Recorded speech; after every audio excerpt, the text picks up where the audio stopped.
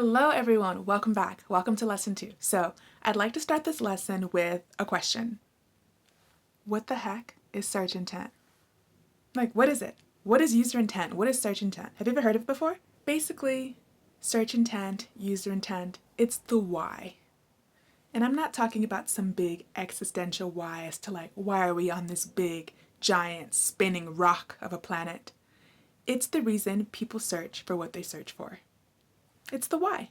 More often than not, every individual's search falls into one of 4 categories. We have navigational, transactional, commercial, or informational. We're going to go through each one step by step. Ready? Basically, you've got questions and you'd like answers ASAP. Here's an example.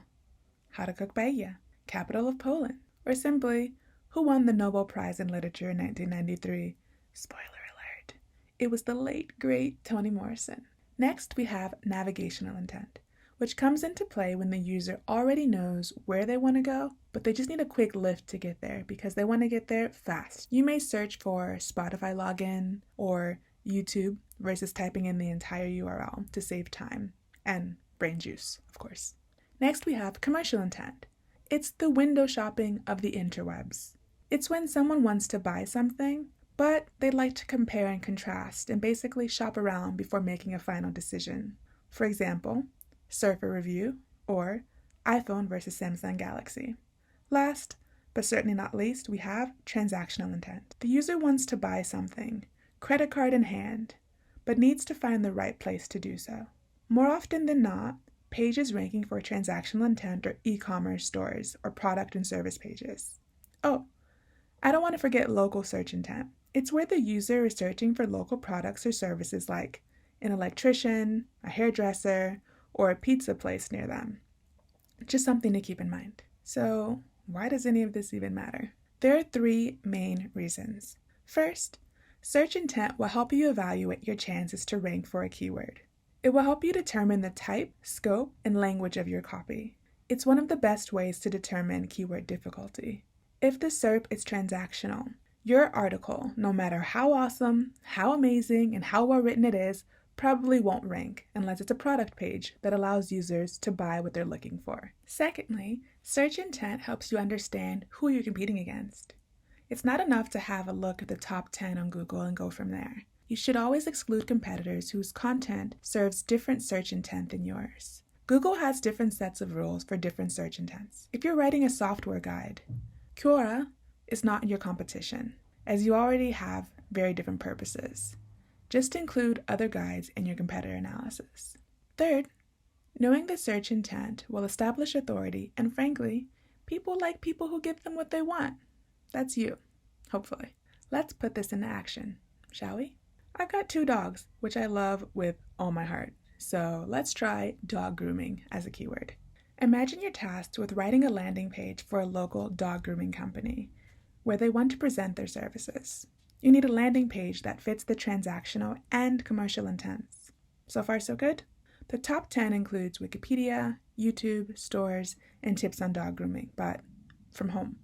While the SERP does include a list of dog groomers with the map on the top, the video box, and the People Also Ask section all relate to DIY dog grooming. What does this tell us about search intent?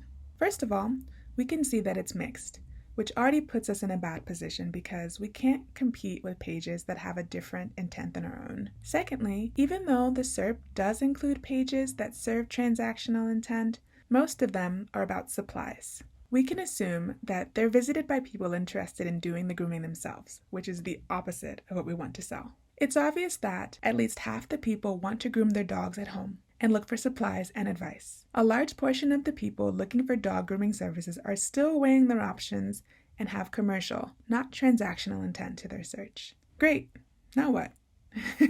We should ditch this keyword and search for one where the search intent is clearer and corresponds with ours. Here's some advice. Check out other elements of the SERP, not just the traditional results.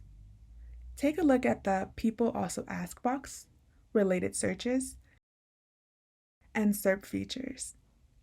Are they mostly how-to questions and guides, ads for products and queries about different shops?